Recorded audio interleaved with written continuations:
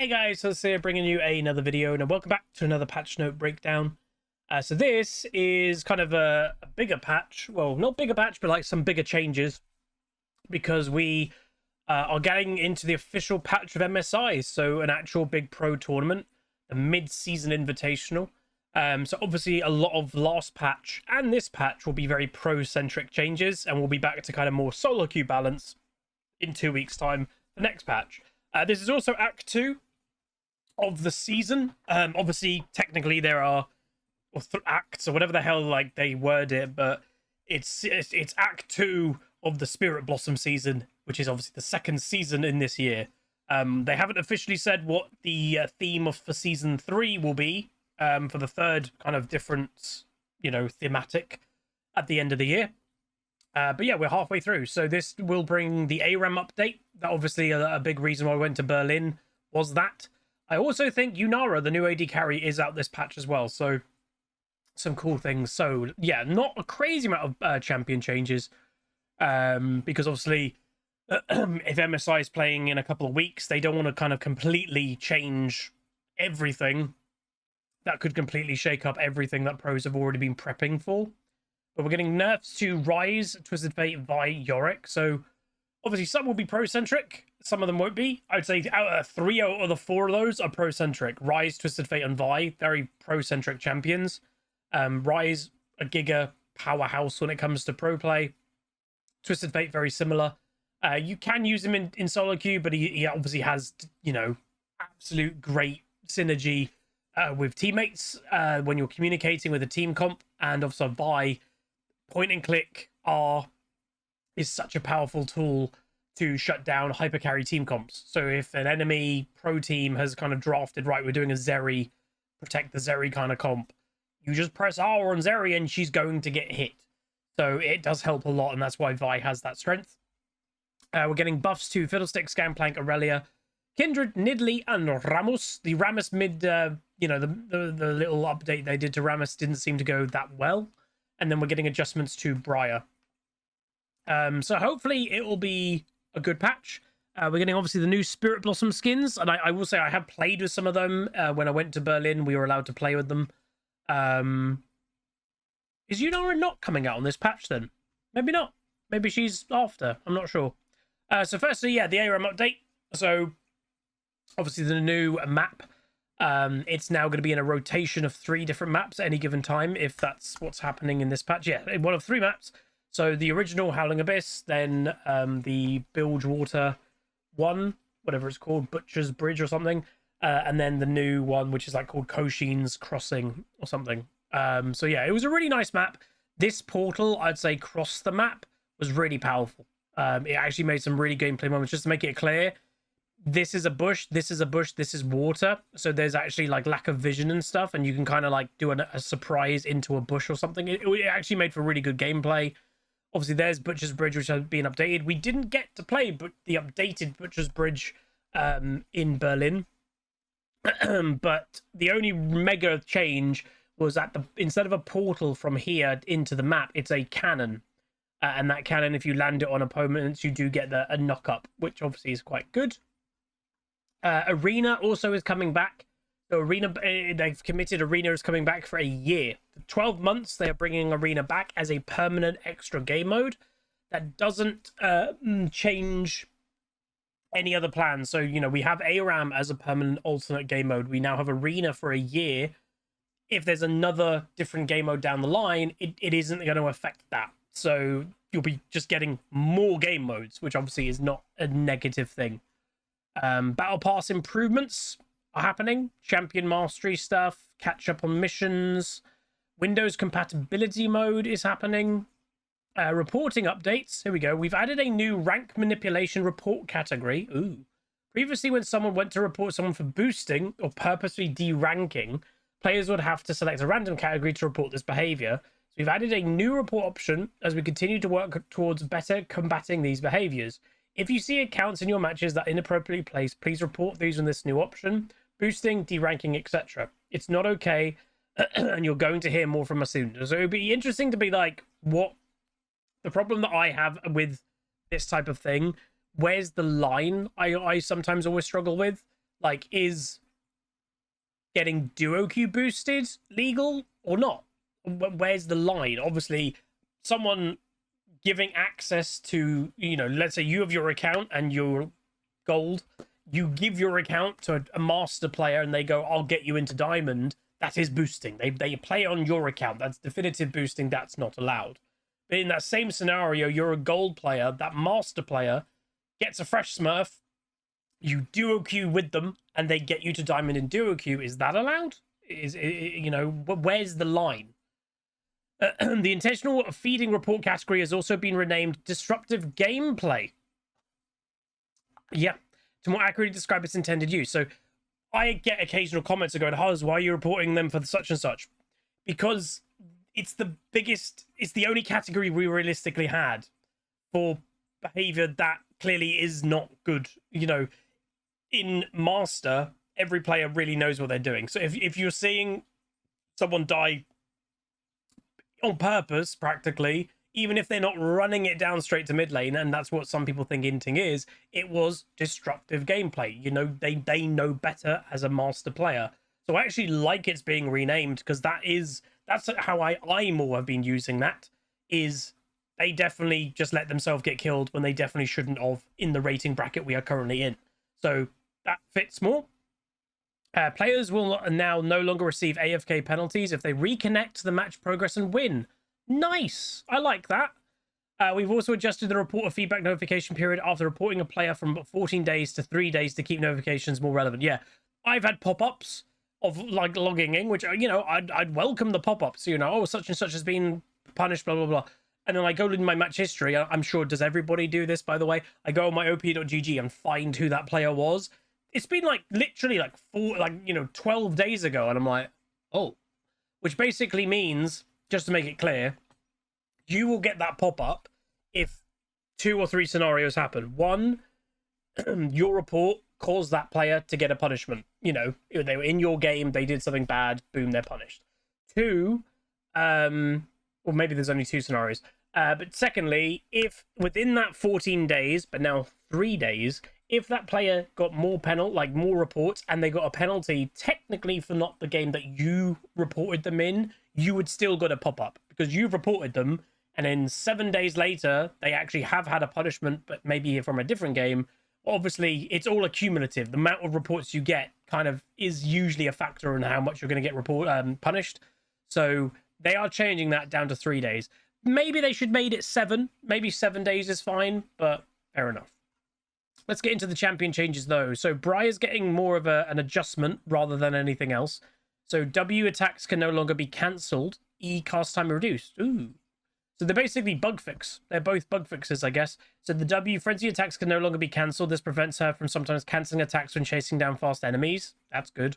And E, the cast time is being increased. So that's pretty good for her too. So don't really see much Briar, let's be honest. So she's not exactly a problem. So fair enough. Fiddlesticks, W damage increased. Fiddlesticks is struggling a bit in the jungle, so we're giving it some gold scaling power. So basically, yeah, they want to give him gold scaling power, not flat power, because if they gave flat damage, it would help support Fiddle, and support Fiddle is probably still kind of fine. So when they give a AP ratio increase, that basically means the more ability power you have, the more this is going to do. And obviously, you're going to get more gold quicker into the game as a jungle Fiddle rather than a support Fiddle. Thus, this change helps jungle Fiddle more. Still helps support Fiddle, obviously, but just not as much. So, yeah, a 5% AP ratio increase. That's pretty nice. Mr. Gangplank. Obviously, I do play him still from time to time. Played against 2 Gangplanks today, and they actually were pretty powerful. You'll see a video against one in a few days' time, and that was actually a pretty interesting game. So W mana cost decreased, R cooldown decreased as well, so double buff for Gangplank. Obviously, ever since his changes to both Essence Reaver, when it got rid of Sheen, and obviously that was a long time ago, but also the Biscuit change, they no longer included mana, it has affected him. Really good Gangplank players, they make do, like, you know, a lot of them play it mid nowadays, but yeah, mana cost 5 mana less for his Q. Massive good change. Like, doesn't seem like a lot, but it does help. And the cannon barrage, 10-second cooldown buff, so 10 seconds quicker to come up. Again, better. you know, the fact that you can help your team in theory more often is not a negative thing. So I like it. I'll probably play a game of Gangplank on Thursday is my next recording session. I'm recording this Tuesday night. I'm having tomorrow off because I've got a busy day. But yeah, we'll probably play a Gangplank game on Thursday. Aurelia. So again, a champion that has seemingly been struggling in comparison to similar champs in her category. You know, I would put Jax, Trundle, Set in a relative category as Aurelia, and they're doing a lot better. So her attack speed per stacks are going up from early game, so giving her more early game prowess. Max attack speed with that change is also going up, starting at level 1. And then a bug fix is also happening. Attack speed now dynamically updates as she levels while the buff is still up. Oh, right. So if a passive is procced, you would before have to let that run out, re-get it to get the attack speed benefit. Well, now it just does it. You know, even if you've got full stacks, you level up, boom, you get the more attack speed straight away. So that's quite scary. So fair enough. Kindred, all cooldown decrease at all ranks. Wow, that's a big... Oh, okay. We think Kindred can be an exciting niche jungle pick at MSI this year. Okay, that's why that's doing it. Kindred ult is a really big moment ulti that, like, boom, I'm going to protect everybody in this circle. I've just saved 2 of my teammates. It's a big caster moment. So this is literally a buff to make that happen more. So it's kind of, this is, I'd say so far, this is the first forced buff that seems just for MSI. And they're kind of telling you it right here. So, you know, and Kindred, you know, solo queue, she's pretty good. You know, she's not a bad pick in solo queue by any means. But, you know, it is what it is.